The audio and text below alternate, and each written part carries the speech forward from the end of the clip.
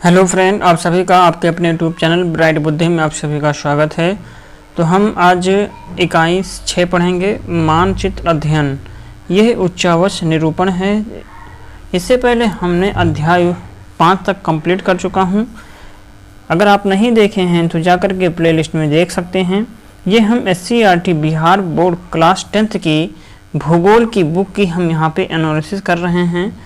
ये भूगोल है, जिसमें से चैप्टर आज कौन सा है, इकाई 6।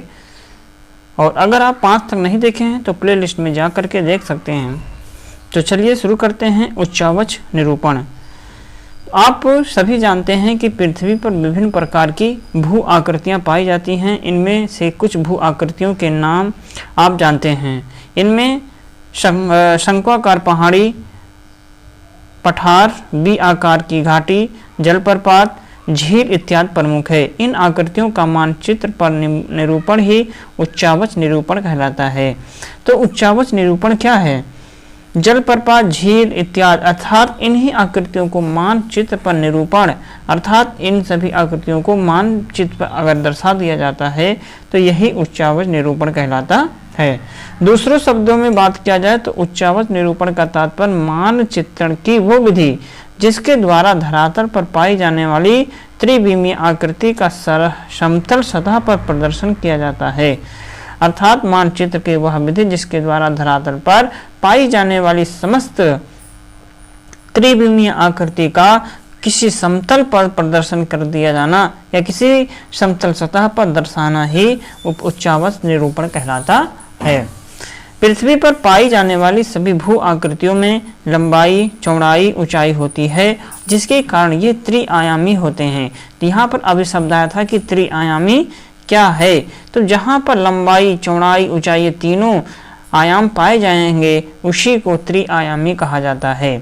इन भू आकृतियों को समतल सतह पर द्विआयामी रूप में प्रदर्शित किया जाता रहा है। अतः मानचित्र पर इन त्रिआयामी स्वरूपों को प्रदर्शित करने के लिए समय समय पर अनेक विधियों का प्रयोग किया गया है। उच्चावच प्रदर्शन की विधियां। धरातल पर पाई जाने वाली उच्चावच को प्रदर्शित करने के लिए विकसित की गई विधियों में से कुछ प्रमुख का विवरण यहाँ दिया जा रहा है। जैसे कि हैश्योर विधि। पहला कौन सा विधि है? हैश्योर विधि। इस विधि का प्रयोग ऑस्ट्रिया के एक सैन्य अधिकारी लेहमान ने किया था। तो जो हैश्योर विधि होता है, ये ऑस्ट्रिया के एक अधिकारी जो थे लेहमान, इन्होंने क्या किया था, इस उच्चावच निरूपण के लिए इस विधि के अंतर्गत मानचित्र में छोटी महीन खंडित रेखाएं खींची जाती हैं।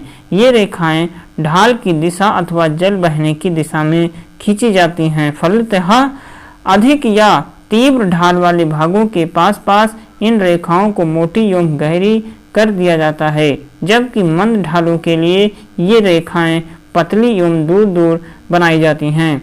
समतल क्षेत्र को खाली छोड़ दिया जाता है और ऐसी स्थिति में धरातल का जो भाग जितना अधिक ढलवा होता है वह हैश्योर विधि के मानचित्र पर वो भाग उतना ही अधिक काला दिखाई देता है।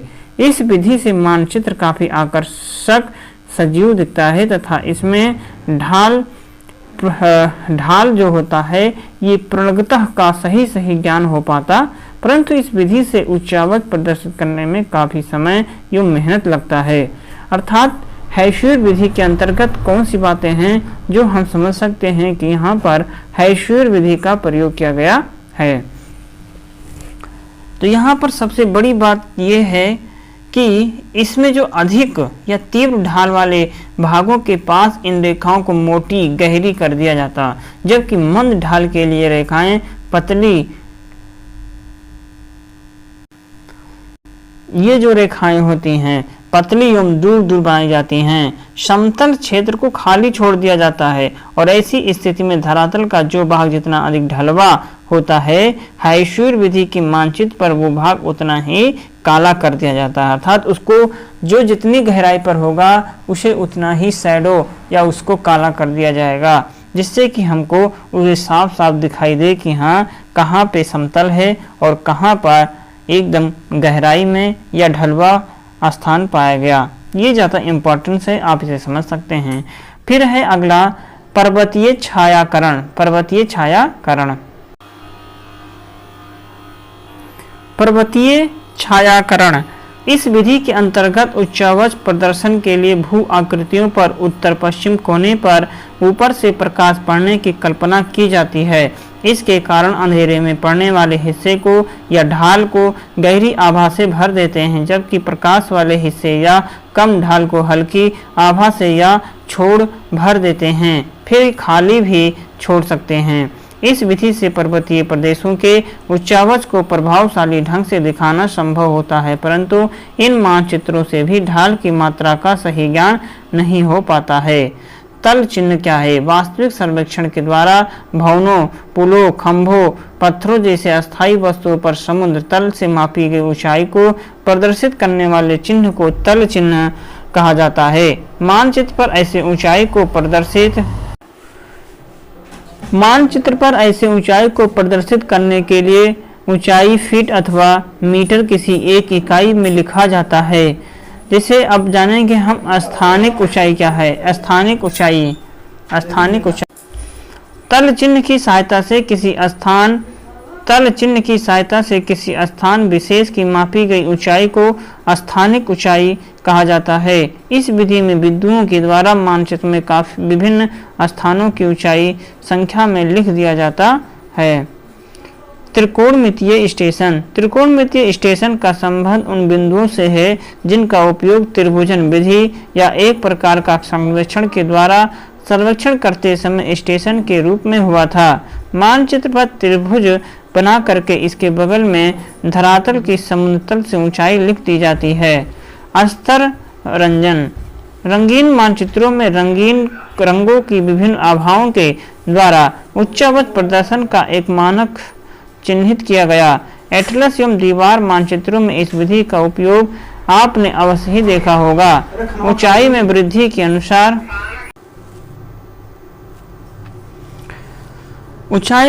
के अनुसार रंगों की आभाएं हल्की होती जाती हैं। इनमें समुद्र या जलीय भाग को नीले रंग से दिखाया जाता है और मैदान को हरे रंग से तथा पर्वतों को बादामी हल्का कत्थई रंग से दिखाया जाता है, जबकि बर्फीले क्षेत्र को सफ़ेद रंग से दिखाया जाता है। तो स्तर रंजन जो होता है ये विभिन्न चीज़ों को उनके रंगों से दिखाया जाता है। जैसे कि सफ़ेद रंग से क्या दिखाएंगे? बर्फीले क्षेत्र को दर्शाया जाएगा। अब मैदान जो होगा, मैदान का रंग ऐसा होता है, हरा होता है, तो हम इसे हरे रंग से दर्शाएंगे। अर्थात स्तर रंजन के मतलब हर एक स्तर को उनके रंगों से दर्शाया जाएगा। अर्थात रंगीन मानचित्रों में रंगों को विभिन्न आभाओं के द्वारा, मतलब कि इसको विभिन्न कलर या विभिन्न रंगों के माध्यम से हम मानचित्रों में दर्शाएंगे, तो वही स्तर रंजन कहलाता है। दूसरा है समोच्च रेखाएं। समोच्च रेखाओं की सहायता से उच्चावच प्रदर्शन की विधि को सर्वश्रेष्ठ माना गया है। यह एक मानक विधि है।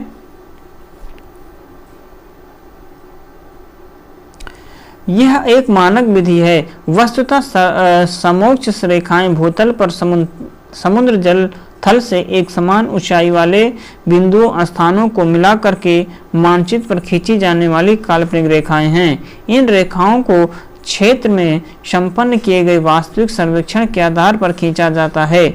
मानचित्र में प्रत्येक समोच्च रेखा के साथ उसकी ऊंचाई का मान लिख दिया जाता है और मानचित्र में इन समोच्च रेखाओं को बादामी रंग से दिखाया जाता है।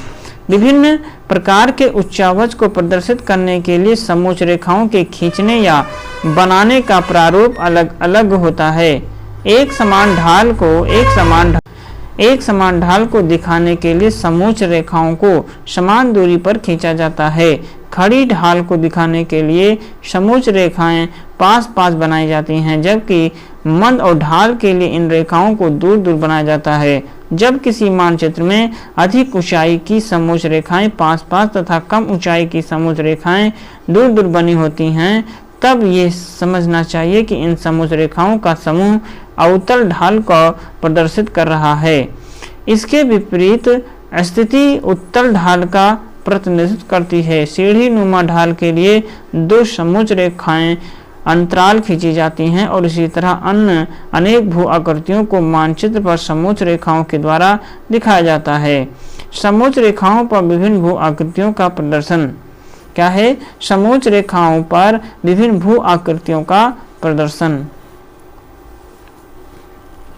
समोच्च रेखाओं की सहायता से भू आकृतियों को प्रदर्शित करने के लिए उन आकृतियों की जानकारी होनी चाहिए, क्योंकि भू आकृतियों के अनुरूप ही समोच्च रेखाओं का प्रारूप बनता है तथा उन समोच्च रेखाओं पर संख्यात्मक मान बैठाया जाता है। उदाहरण के लिए यदि आप वृत्ताकार प्रारूप में 8-10 समोच्च रेखाएं खींचते हैं तब इसमें 2 भू आकृतियां दिखाई जा सकती हैं। पहला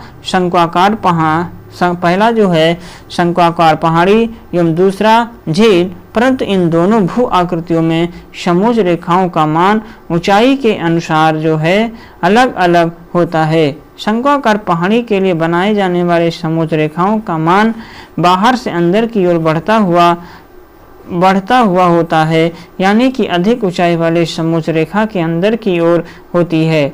दूसरी ओर झील आकृति दिखाने के लिए समोच्च रेखाओं में बाहर की ओर अधिक मान वाली तथा अंदर की ओर कम मान वाली समोच्च रेखाएं होती हैं।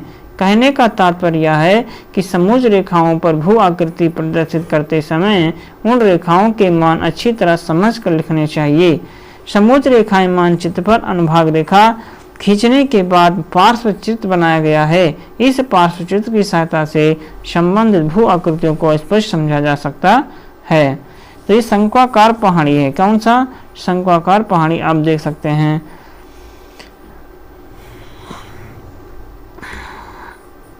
पठार है। पठार को कुछ ऐसे दर्शाया जाता है। पठार का यहाँ पे ऊपर कुछ समतल भाग होता है।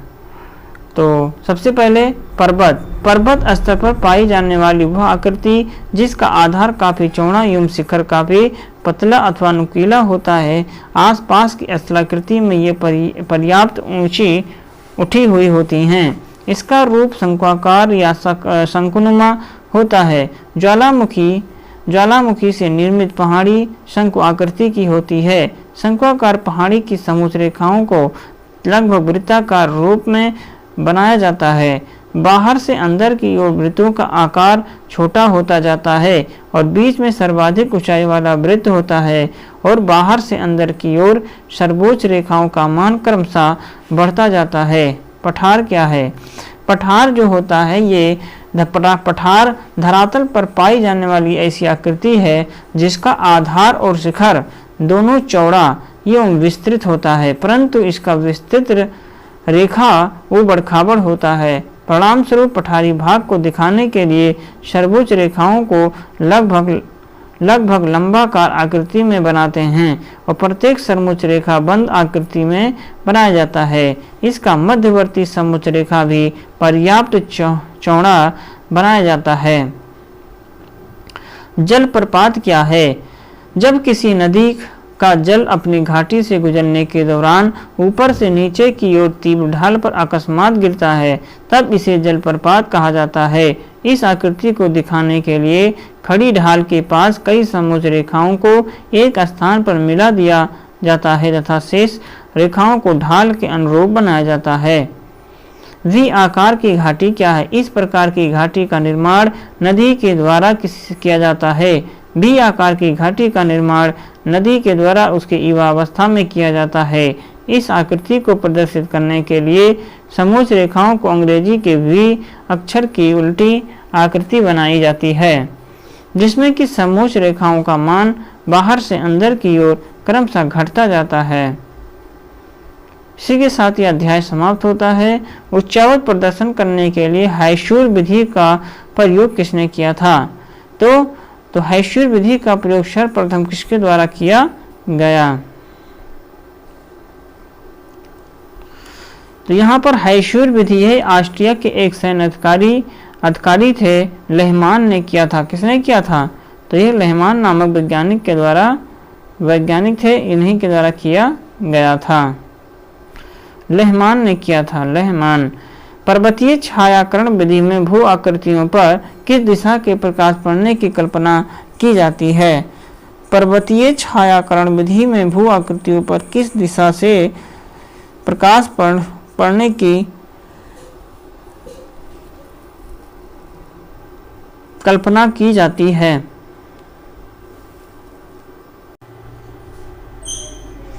छोटी महीन एवं खंडित रेखाओं को ढाल की दिशा में खींचकर उच्चावच प्रदर्शन की विधि को क्या कहा जाता है? तो इसे हैशेर कहा जाता है। वह तलचिन्ह की सहायता से किसी स्थान विशेष की मापी गई ऊंचाई को क्या कहा जाता है? वह चिन्ह की सहायता से किसी स्थान विशेष की मापी गई ऊंचाई को समोच्च रेखा, स्थानिक ऊंचाई, विशेष ऊंचाई या त्रिकोणमितीय स्टेशन कहते हैं। अगला 5वां क्वेश्चन है, क्या कहेंगे कमेंट बॉक्स में जरूर बताएं।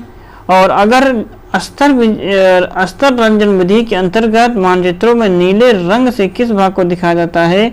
तो जल को नीले रंग से दिखाया जाता है। और इस चौथे नंबर का क्वेश्चन आपको कमेंट बॉक्स में देना है। वीडियो अच्छा लगे तो लाइक कमेंट से जरूर कीजिए अपने हिंदी दोस्तों के साथ। और ये जो 5 क्वेश्चन MCQ के हैं ये बहुत ही इम्पोर्टेंट्स हैं, तो आप इसे ज़रूर पढ़ें और इसे ज़रूर लगाएं और नोट्स भी कर लें। तो चलिए मिलेंगे हम इसी के SCERT बिहार बोर्ड कक्षा 10th के हम अगली क्लास में। तब तक के लिए पढ़ते रहें, मस्त रहें। नमस्कार।